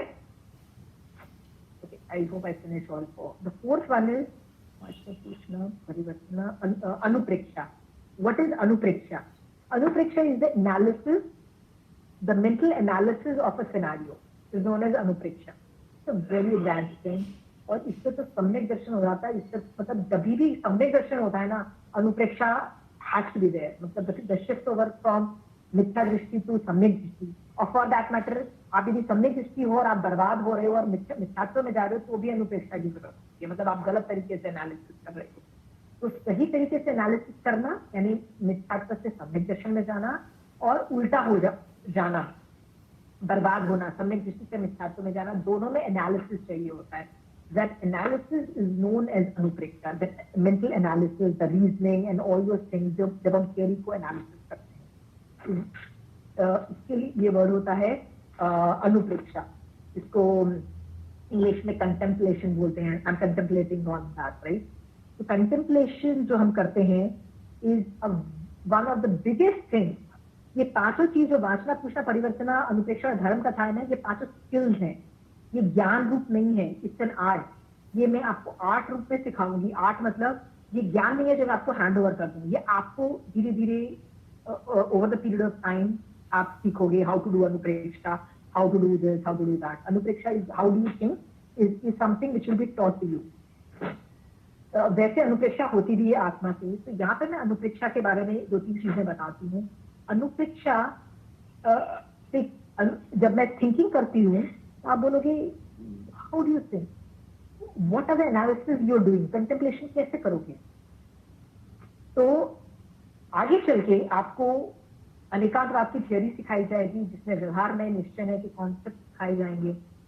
मोस्ट क्या, ऑल द अनुप्रेक्षा के अंदर you are looking at a thing from व्यवहार में, देन निश्चय, और देन निश्चय एंड देन व्यवहार में। यू आर शिफ्टिंग फ्रॉम व्यवहार टू निश्चय, निश्चय टू व्यवहार। You are shifting your position, shifting, दरवाजा बंद कर दो, ये shifting your angles, that angles are changing your answers and reasoning skills, and आपको एक बहुत ही डिफरेंट पिक्चर क्रिएट होती है कि आप अलग अलग एंगल से एक ही चीज को देख रहे हो। दैट इज नोन एज अनुप्रेक्षा। ब्यूटिफुल थिंग विच हर आदमी करता है, उसको पता भी नहीं है कि वो कैसे करना है, फिर भी वो करता है। ओके, तो अनुप्रेक्षा also we will go in depth on how it is done. आप बोलोगे अनुप्रेक्षा में विनय कैसे करो, how does the role play into that? तो अनुप्रेक्षा जब हम कर रहे हैं ना, तो उसके अंदर आप ये समझो कि जो भगवान ने बोला है ना, that is the perfect answer, that is the perfect way to think and the perfect answer. But जो आप अभी सोच रहे हो might not be a perfect answer, might not be a perfect way forward, right? पर दोनों में gap है, क्योंकि आप जो सोच रहे हो और भगवान जो बोल रहे हैं उस इशू पे देयर इज अ गैप। तो आप going from your thinking to भगवान थिंकिंग, जो गैप आप कम करते हो उसमें, उसमें जितना विनय ज्यादा डालोगे उतना ज्यादा आप आगे बढ़ोगे, जितना ज्यादा रीजनिंग करोगे। इसमें भी विनय कहाँ आता है कि आप स्टार्टिंग से ही मान के चलते हो कि in the whole process of argumentation भगवान ने जो बोला है वही परफेक्ट चीज है, वही सब कुछ परफेक्ट है, but you are still starting from where you are to reach there. Is it okay? आपको ये चीजें नहीं समझ में आई है तो मैं सिर्फ अनुपेक्षा पे आपको एक एग्जाम्पल दूं। धर्म कथा to do how do let me just stop, let us stop here. मैं आपको अनुप्रेक्षा का एग्जाम्पल और धर्म कथा will do it in the next class, और उसमें सारे ये जो 5 टॉपिक है उस पे जो क्वेश्चन आंसर्स होंगे will deal with that. The next class will only deal with वाचना पूछना अनुप्रेक्षा परिवर्तना धर्म कथा कैसे की जाती है, क्यों की जाती है, और उसके अंदर विनय का क्या मेन एलिमेंट है, कितना आगे बढ़ सकते हैं, will be discussing that, right? And I will take your question answers because it's too late. Okay, अभी कोई स्पेसिफिक कोई क्वेश्चन आंसर्स हो तो जस्ट पूछ लीजिए, because you just have 2-3 more minutes, 4 minutes. Do you have any questions? I'll write it down. I might not answer now. Anybody has questions? I have a question I wanted to ask you earlier also. Yeah. This you said na sab kuch just you have to do little bit and then you just leave it on भगवान। भगवान को बोलो कि आप करवा दीजिए या आप but isn't your karma playing the major role? Like Yeah. अगर आपकी Yeah, कर्म है नहीं, Yeah, so Archie, the thing is, कर्म नहीं है, I can understand, right? But what I'm saying is, जब तुम विनय लेते हो, शरण लेते हो ना, तो मैक्सिमम कर्मों की निर्जरा होती है, मैक्सिमम। और तुम उससे एफर्ट, जैसे मान लीजिए मैंने शरण नहीं लिया और मैं खुद मेहनत कर रही हूँ, तो भी I can reach there, but मुझे बहुत मेहनत करनी पड़ेगी, इतने भी कर्म दलित को हटाने में बहुत मेहनत करनी पड़ेगी।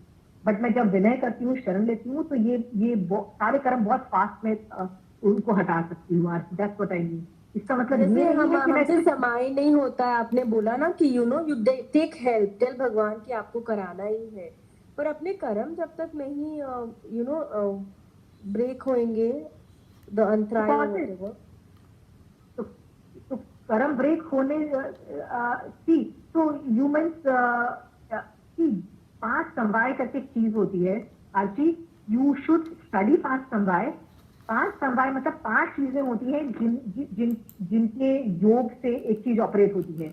उसमें पुरुषार्थ का बहुत बड़ा बहुत बड़ा कंपोनेंट है। बाकी जो है नियति, काल, कर्म और ऐसे मतलब योग्यता करके कोई चीज होती है, मतलब थिंग। उसमें 5th नंबर इज पुरुषार्थ, और उसमें पुरुषार्थ का ना बहुत बड़ा इंपॉर्टेंस है। It's a very big component and that is what is in your hand. Rest of the thing might not be in your hand, but पुरुषार्थ is a very big thing. तो आगम is again and again saying कि निकाचित कर्म है तो वो निकाचित कर्म हमेशा थोड़े होते हैं। रेस्ट ऑल द कर्म जो होते हैं ना, वो निर्धत और मतलब बंध रूप में बंधे हुए होते हैं तुम्हारे ऊपर से, उनको तो तुम हटा के तुम आगे बढ़ सकते हो। और इसका मतलब ये नहीं है कि मैं सिर्फ शरण लेती हूँ और कुछ करती नहीं हूँ। I do spend minimum 4 to 5 hours in Jainism. Okay, it's not that I just say in the morning भगवान देख कर लेना। This is not my attitude. My attitude is I really slog 4 to 5 hours in the field of Jainism per day. But I don't tell him कि मुझे समाहित की चाहिए, I don't say मुझे ये चाहिए वो चाहिए। That I leave it to भगवान, चाहे वो कैसे भी करवाए, क्योंकि संवर के बहुत भेद हैं, निर्जरा के बहुत भेद है। What happens I leave it on him. That's what I mean. Okay, so what exactly should be our भाव क्या होना चाहिए कि हम भी कोशिश कर रहे हैं, बट उनके शरण, we just have to take their do शरण। it under him, do it under him, that's how it is. Yeah. But इसका मतलब ये नहीं है सुबह शरण लिया and then you are a wash out in the whole day. अरे I spend minimum 4 to 5 hours minimum, I'm saying minimum. Even if I don't do samayik, it's okay. I spend the rest of the time there. So you have to spend that much time actually. Okay? Okay. So yeah, so we're finishing the class now. We'll finish Anupreksha and Dharam Katha in the next class. और अगली class में I will please come ready with questions. Okay? And hopefully we will deal with all those components then. Okay? Jai Jinendra.